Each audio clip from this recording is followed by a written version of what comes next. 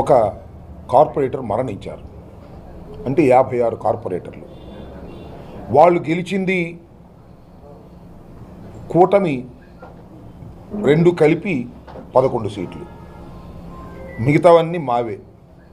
Absolute మెజారిటీతో mayor, deputy mayor ఇద్దరు ఎన్నుకోవడం జరిగింది. తర్వాత జరిగినటువంటి పరిణామ క్రమాలలో ఒక డిప్యూటీ మేయర్ పార్టీ మారారు. ఎన్నికలకు ముందే కొంతమంది కార్పొరేటర్లు వెళ్ళిపోయారు. ఈ స్టాండింగ్ కమిటీ ఎన్నికలు ప్రకటన సమయానికి మేము 56లో 33 ఉన్నాం. అంటే వాళ్ళ అధికారం వచ్చిన తర్వాత కూడా మా పక్షాన నిలబడిన వారు 33 మంది, ఒక ఇండిపెండెంటు, 32 మంది ఫ్యాను గుర్తు మీద గెలిచిన వారు. ఆ దశలో నోటిఫికేషన్ వచ్చింది, నామినేషన్లు వేశాం. ఇక బెదిరింపుల పర్వం, కొనుగోలు పర్వం, డబ్బులు ఇస్తామని ఫోన్లు చేయటం చేశారు. కొంతమందికి డైరెక్ట్గానే డబ్బులు ఇచ్చి వారి మెడల్లో కండవాలు వేశారు. మీకు తెలుసు, బహిరంగంగానే ఎంపీ గారు వెళ్ళి కండవ వేశారు, ఎమ్మెల్యేలు ఇళ్ళకెళ్ళి వాళ్ళని బతినాడుకుని కండువాలు వేశారు, వాళ్ళకు ప్రలోభాలు పెట్టారు. అయినా వాళ్ళు పోగా కూడా మాకు 28 మంది ఉన్నారు. ఇటు 28 మంది, అటు 28 మంది. మేము ఈ 28 మందిని కాపాడుకోవడం కోసం క్యాంప్ పెట్టాం, వాళ్ళు కూడా క్యాంప్ పెట్టారు. అప్పుడే తేలిపోయింది వాళ్ళు డబ్బులు ఇచ్చి కొనాలనే ప్రయత్నం చేస్తున్నారని. సరే, 28 లాటరీ అవుతుందేమోనని మేము అనుకున్నాం. మా ఎమ్మటే వచ్చారు, మా కండువాలే వేసుకున్నారు. మా పార్టీ తరపునే గెలిచిన వారు 4 క్రాస్ ఓట్ చేశారు. ఇది మమ్మల్ని చాలా బాధించినటువంటి అంశంని మనం చేస్తున్నాం. మమ్మల్నే కాదు, నిజమైన వైఎస్ఆర్ కాంగ్రెస్ పార్టీ కార్యకర్తలందరూ కూడా ఈ విషయాన్ని బాధపడాలని మనం చేస్తున్నాం. ఎందుకంటే డైరెక్ట్గా ప్రలోభాలకు లోనై పార్టీ మారిన వాళ్ళు ఉన్నారు, దుర్మార్గులు మారినవండి. మా ఎమ్మటే వచ్చారు, మాతో పాటే ఉన్నారు, లోపలికి లొట్టేశారు. ఇది దుర్మార్గం, అనైతికం. అది అనైతికం, దానికన్నా ఘోరమైనటువంటి మోసం ఇది. దీన్ని మమ్మల్ని తీవ్రంగా కలిచివేసిందనే విషయాన్ని పత్రికల ద్వారా చెప్పదలుచుకున్నాను. ఎస్, మీకు ఇష్టం లేదు, పార్టీ మారటం అనేది చట్ట విరుద్ధం, యాంటీ డిఫెక్షన్ లా ఉన్నా కూడా అమలు కావట్లా ఈ దేశంలో. దురదృష్టవశాత్తు ఎంపీలు మారుతున్నారు, ఎమ్మెల్యేలు మారుతున్నారు, కార్పొరేట్లు మారుతున్నారు, కానీ యాంటీ డిఫెక్షన్ లా మాత్రం వర్తించటం లేదు. దురదృష్టం అంటున్నా. అది చట్టాన్ని తీసుకొచ్చారు కానీ అమలుకు మాత్రం సాధ్యం కావట్లేదు అది. అలాంటి పరిస్థితుల్లో కొంతమంది మారిపోయిన వాళ్ళు మాకు కనపడతా ఉన్నారు. మారకోకుండా మాతోనే ఉండి మమ్మల్ని మోసం చేసిన వారిని చూసినప్పుడు మరింతగా రాజకీయాల్లో బాధ కలుగుతుందని ఈ సందర్భంగా మనం చేస్తాం. శభాష్, వెళ్ళిపోతే వెళ్ళిపోండి, ఇప్పుడైనా మాకేం అభ్యంతరం లేదు. ఆ 4 మేము మనవి చేస్తున్నాం, అంతరాత్మ ప్రబోధం చేసుకోండి. ఇప్పటికైనా ఎస్, మేము వైసీపీ తరపున గెలిచాం, ఏదైనా మేము ఉంటాం. 6 అయినా 106 అయినా, పడవ మునిగిపోయినా పడవ మునిగిపోకపోయినా మేము ఉంటాం అంటారా? ఉండండి. లేదు, కండవలేసి వెళ్ళిపోతారా? వెళ్ళిపోండి. క్లారిటీ ఉండాలి అనేది నా భావన. వాళ్ళు చూస్తున్నాం మనం, మొన్న ఏదో ఎమ్మెల్యే గారు చెప్పారని చెప్తున్నారు, అయిపోయింది టైం వచ్చేసిన దగ్గరికి అని. వస్తే పెట్టండి, వీఆర్ ఫైటింగ్ ఇట్. నేను మనవి చేస్తున్నా, చంద్రబాబు నాయుడు గారు 2014లో అధికారంలోకి వచ్చినప్పుడు నాకు బాగా గుర్తు, జిల్లా పరిషత్తులు, మండలాలు దౌర్జన్యాలు చేసి, అన్యాయాలు చేసి, కొట్టి కైవసం చేసుకున్నారు. ఏం పాము తిన్నారయ్యా? మళ్ళీ 23 పడిపోయారు మీరు. ఇవాళ 5 సంవత్సరాలకు గాను గెలిచినటువంటి మేయర్ని మీరు దించాలనుకుంటే అవిశ్వాస తీర్మానం పెట్టొచ్చో కానీ మేయర్ కౌన్సిలర్గా, కార్పొరేటర్గా ఎన్నిసార్లు గెలిచామే? 3 సార్లు గెలిచినటువంటి వ్యక్తి, దాన్ని తీయగలరా మీరు? నేను మనవి చేస్తున్నా. ఏం పావుకు తింటారంటున్నా. వీటన్నిటికీ కూడా లెక్కల గట్టి మూల్యం చెల్లించాల్సిన పరిస్థితి ఒకరోజు వస్తుంది, గుర్తుపెట్టుకోండి. మీ కేవలం 11 సీట్లు గెలుచుకున్నటువంటి కూటమి ఇవాళ గుంటూరు మేయర్ని, డిప్యూటీ మేయర్ని, కార్పొరేటర్ని వశం చేసుకొని మింగాలనే రాక్షసత్వాన్ని ప్రజలు గమనించాలని ఈ సందర్భంగా మనవి చేస్తున్నాం. ఇంకా చిత్రం, తిరుపతిలో వాళ్ళు గెలిచింది ఒకటే, 49 కార్పొరేటర్లు అయితే ఒకే ఒక కార్పొరేటర్ గెలిచాడు తిరుపతిలో. ఇవాళ మొత్తం వాళ్ళే కైవసం చేసుకుంటాం అంటున్నారు. కిడ్నాపులు చేశారు, కొట్టారు, దౌర్జన్యానికి పాల్పడ్డారు, డబ్బులు పంచారు. ఇన్ని అంటే ఏంటి? అధికారం మదం. అధికారం మదం ఉంది. మేము ఏ స్థానిక సంస్థని బ్రతకనివ్వము. గెలిచిన వాళ్ళందరినీ కూడా వైసీపీ అంటే దించేస్తాం, లేదు మా పార్టీలోకి వస్తే రక్షిస్తాం. ఇదే కదా నేను మనవి చేస్తున్నా. మా డిప్యూటీ మేయర్, మా మేయర్ మీరు ఎన్ని ప్రలోభాలు పెట్టినా లొంగేటటువంటి వ్యక్తులు కాదు. మీకున్న మార్గం ఏంటి? ఇంకా అవిశ్వాస తీర్మానం పెట్టడానికి పెట్టండి, చూస్తాం. మనవి చేస్తున్నా, ప్రజలు గమనిస్తారని మనవి చేస్తున్నా. ప్రలోభాలు పెట్టి ఏదో ఒక విధంగా దించాలని మీరు చేసేటటువంటి ప్రయత్నాలను ఎదుర్కోవడానికి వైఎస్ఆర్ కాంగ్రెస్ పార్టీ సిద్ధంగా ఉందని కూడా మనవి చేస్తున్నా. We don't care that. అయితే మేము బాధపడుతున్నట్టు ఏంటంటే మాలో ఉండి మమ్మల్ని మోసం చేసే వాళ్ళ గురించి బాధపడుతున్నాం. అది పోతే పోయారు, కండవాలు తీసుకుని పోయారు, డబ్బులు తీసుకుని పోయారు, నాకు తెలుసు ఎవరెవరు పోయారు, అంతా లిస్ట్ ఉంది. ఈ నలుగురు మాతో పాటు వచ్చి అటు ఓటేశారు కదా, అది కూడా మేయర్ గారికి తెలిసిపోద్ది సిస్టంల ప్రకారం. అవన్నీ అంతర్గతమైన విషయాలు, వాటి మీద సమీక్షించుకుంటాం అందరం కూర్చొని. ఇఫ్ నెసరీ యాక్షన్ తీసుకుంటాం, ముందుకు వెళ్తాం, భయపడే ప్రశ్న లేదు. ఇది మీ అందరి ద్వారా గుంటూరు ముఖ్యంగా ప్రజానీకానికి ఇంత దారుణంగా జరుగుతున్నటువంటి అంశాలను,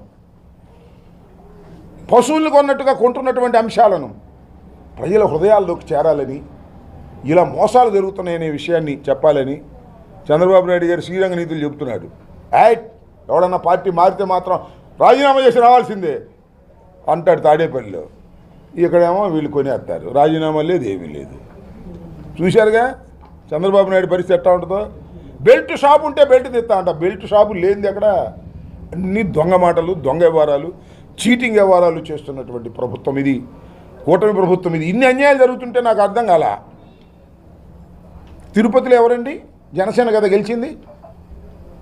తిరుపతిలో ఇన్ని దౌర్జన్యాలు జరుగుతున్నాయి కదా.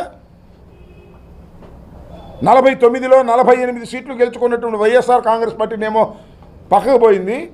ఒక్క సీటు గెలుచుకున్న వాళ్ళేమో డిప్యూటీ మేయర్ ఎన్నికలో గెలిచారు. ఇది ప్రజాస్వామ్యమా? ఏమండి, ఆ తిరుపతిలో గెలిచినటువంటి జనసేన అడుగుతా ఉన్నా, ఆ జనసేన పార్టీ అధ్యక్షుడు డిప్యూటీ సీఎం గారిని అడుగుతా ఉన్నా, అయ్యా పవన్ కళ్యాణ్ గారు ఇంత ఘోరం జరుగుతుంటే మాట్లాడవే, సైలెంట్ మోడ్లో ఉన్నావే, మాట్లాడలా. ఇంత అన్యాయం, ఇంత ఘోరం జరుగుతూ ఉంటే is in silent mode. Pawan Kalyan గారు నోరు విప్పరు. నోరు విప్పితే తప్పని చెప్పాలి, తప్పని చెప్పే ధైర్యం లేదు. చంద్రబాబు నాయుడు గారు చేస్తున్నటువంటి ఈ అకృత్యాలను ధైర్యంగా ఎదుర్కొని ఇది తప్పు అని ఖండించే శక్తిహీనుడు పవన్ కళ్యాణ్ గారు. తిరుపతిలో నీ శాసనసభ్యుడు గెలుచుకున్నటువంటి నియోజకవర్గంలో ప్రజాస్వామ్యం ఖూనీ అవుతుంటే నోటికి ప్లాస్టర్స్ కూర్చున్నావు ఏంటయ్యా? నాకు అర్థం కాలేదు. వారిని దుంపదేగా నేను 10 సంవత్సరాల నుంచి చూస్తున్నా, ఎంత ఊగిపోయేవాడు. ప్రజాస్వామ్యం అన్యాయం అయిపోతుంది, అక్రమం అయిపోతుంది, జగన్మోహన్ రెడ్డి గారు అన్యాయం చేస్తున్నాడు, ఇన్ని చెప్పావు కదా. మరి ఇవాళ ఏమైంది? ఇవాళ నీ నియోజకవర్గంలో అంటే జనసేన నియోజకవర్గంలో ఇంత దారుణం జరుగుతుంటే తిరుపతిలో పవిత్రమైన ప్రదేశంలో ఇన్ని దారుణాలు. అరే ఎమ్మెల్సీని కిడ్నాప్ చేశారండి, దుర్మార్గం. 4 కార్పొరేటర్లను ఎత్తుకుపోయి కొట్టి ఓట్లు వేయించుకున్నారండి తిరుపతిలో. వాళ్ళ తర్వాత వచ్చి కరుణాకర్ రెడ్డి గారి సమక్షంలో చెప్పారు, అయ్యా మమ్మల్ని కొట్టారు, బెదిరించారు. చేతులు ఎత్తకపోతే ఊరుకోమన్నారు, అందుకని భయపడి చేశామంటే ఇది ప్రజాస్వామ్యమా? పవన్ కళ్యాణ్ గారు నేను అడుగుతా ఉన్నా, జనసేన అడుగుతా ఉన్నా. ఈ దుర్మార్గాల్ని ప్రోత్సహిస్తున్నది ఒక్క చంద్రబాబు నాయుడు గారే కాదు, పవన్ కళ్యాణ్ గారు కూడా అనేటువంటి భావన కలుగుతూ ఉన్నటువంటి తరుణం. ఇప్పటికైనా సైలెంట్ మూడ్ నుంచి మారాలి పవన్ కళ్యాణ్ గారు. ఉన్న వాస్తవాలను ప్రజలకు చెప్పవలసినటువంటి బాధ్యత ఒక పార్టీ అధినేతగా, ఉప ముఖ్యమంత్రిగా, తిరుపతి నియోజకవర్గాన్ని జనసేన రిప్రజెంట్ చేస్తున్నందుకు గాను మీరు విప్పవలసినటువంటి అవసరం ఉన్నది. విప్పకపోతే మీ కర్మ, ప్రజలు అర్థం చేసుకుంటారు. ఇతనికి చంద్రబాబుకి ఏం తేడా లేదురా బాబు, ఇతను అంతే దుర్మార్గుడు అనేది. సరే, అది నా ఉద్దేశం కూడా. చంద్రబాబు ఏం చెప్తే అది చేయడానికి సిద్ధపడినటువంటి వ్యక్తే తప్ప మమ్మల్ని అప్పుడప్పుడు అంటూ ఉంటారు జగన్మోహన్ రెడ్డి గారికి వీళ్ళు సపోర్ట్ చేస్తున్నారని. ఆయనేమో చంద్రబాబు ముఖ్యమంత్రి కావాలని ఆయన ప్రయత్నం చేస్తాడు, మేమేమో జగన్మోహన్ రెడ్డి గారు ముఖ్యమంత్రి కావాలని మేము ప్రయత్నం చేస్తాం. ఇది ఉన్నటువంటి పరిస్థితులు. ఈ పరిస్థితుల్ని అర్థం చేసుకోవాలని మేము కార్పొరేషన్, ఇదే కాదు మీరు చూశారు కదా, మొత్తం టోటల్గా మున్సిపాలిటీలు జరిగితే ఒక్క మున్సిపాలిటీని గెలిచారు వాళ్ళు. తాడిపత్రి మున్సిపాలిటీ ఒక్కటే గెలిచారు, ఏది గెలవలా. మళ్ళీ అవిశ్వాస తీర్మానానికి 4 సంవత్సరాలు టైం ఉంది, అందుకని ఆగారు. 4 సంవత్సరాల తర్వాత నాకు తెలుసు అవిశ్వాస తీర్మానం పెడతారు, ఏ ఒక్కదాన్ని బతకనియరు. మొత్తం వాళ్ళే కైవసం చేసుకోండి, ఫైట్ చేస్తాం. భగవంతుడు ఆశీర్వదిస్తేను, ప్రజలు ఆశీర్వదిస్తేను ఫైట్ చేస్తాం, గెలుచుకునేందుకు ప్రయత్నం చేస్తాం. మీరు డబ్బులు ఇస్తారు, దౌర్జన్యం చేస్తారు, ఆఫీసులను ఉపయోగించుకుని చేస్తారు. ఏదో ఒక విధంగా ఏ మున్సిపాలిటీని, ఏ కార్పొరేషన్ని బతకనివ్వకూడదు. వైసీపీ చేతిలోంచి లాగేసుకోవాలి. ఏం పాగు తింటారు అబ్బా లాగేసుకుని సంవత్సరం కాలంలో? చెడ్డ పేరు తప్ప తెచ్చుకోండి, చెడ్డ పేరు కట్లగా, మాకేం అభ్యంతరం లేదు.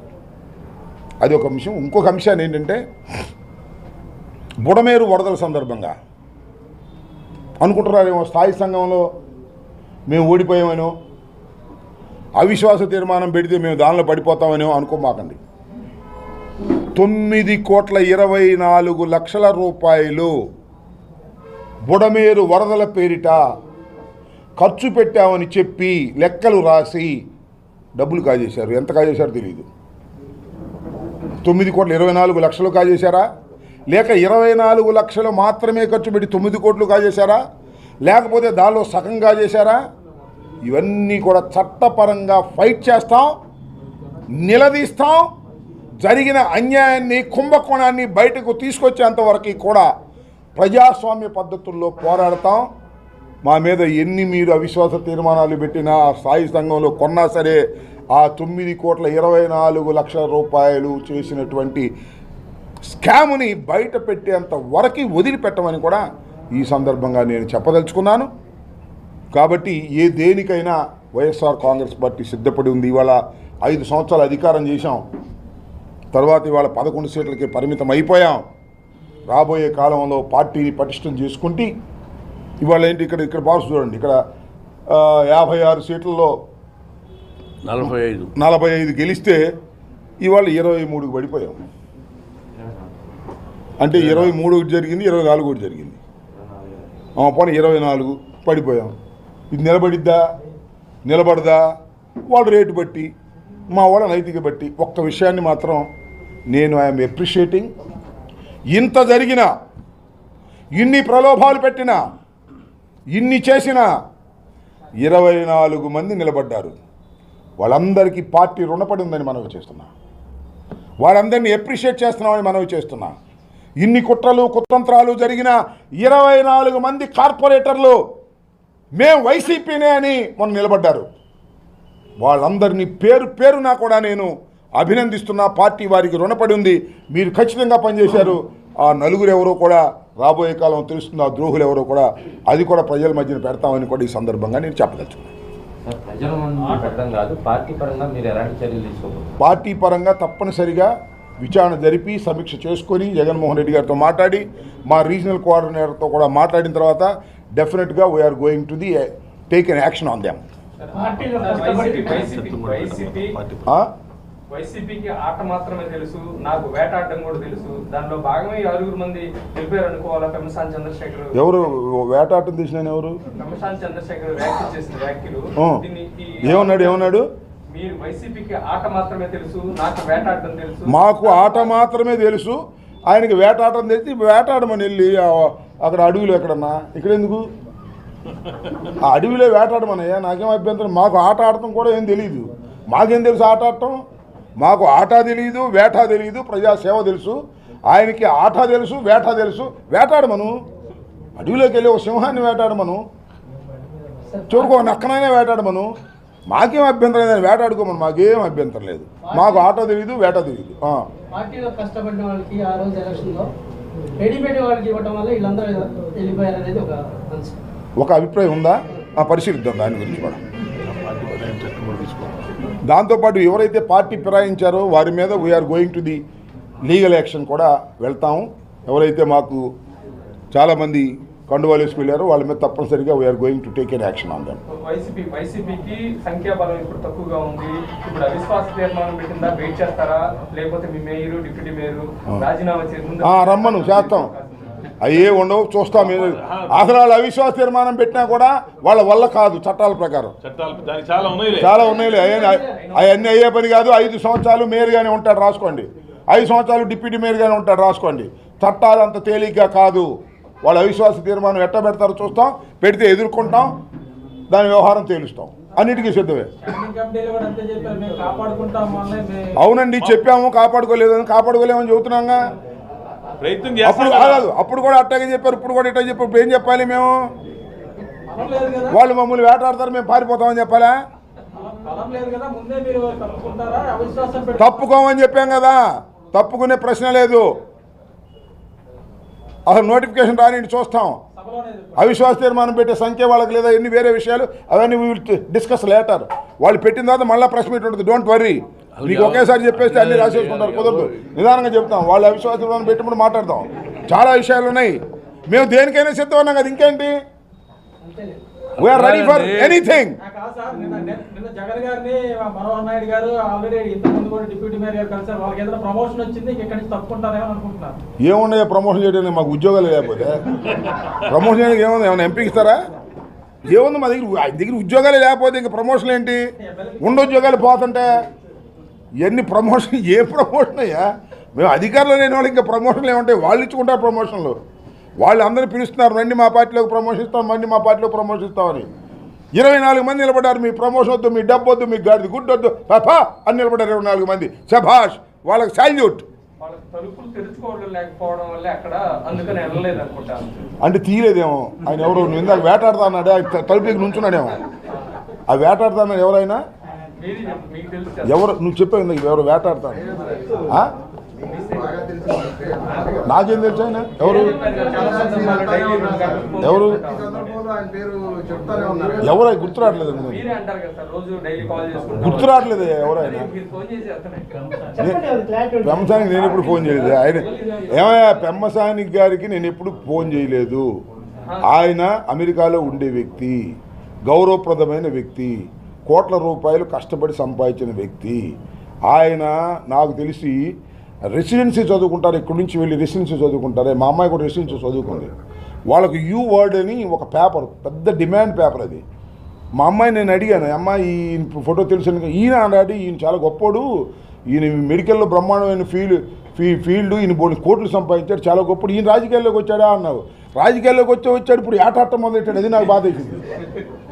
అంత గొప్పోడు మరి, వచ్చి రాజకీయాల్లోకి వచ్చి ఏటాటం మొదలెడతాడు. మీ ఇంటికి వెళ్ళి డబ్బులు ఇస్తా, మీ ఇంటికి వెళ్ళి డబ్బులు ఇస్తా, నీ కండవేస్తా అని తిరుగుతున్నాడు. అంత గొప్పోడు, కేంద్ర మంత్రి అయినోడు. చివరికి స్థాయి సంఘాల ఎన్నికల్లో స్థాయి తగ్గిపోయింది. బుస్, చాలా గొప్పోడు. యూ వరల్డ్ అనేది అమెరికాలో చాలా ఫేమస్. ఎందుకంటే మా అమ్మాయి అక్కడ రెసిడెన్సీ పాస్ అయ్యి ఇప్పుడు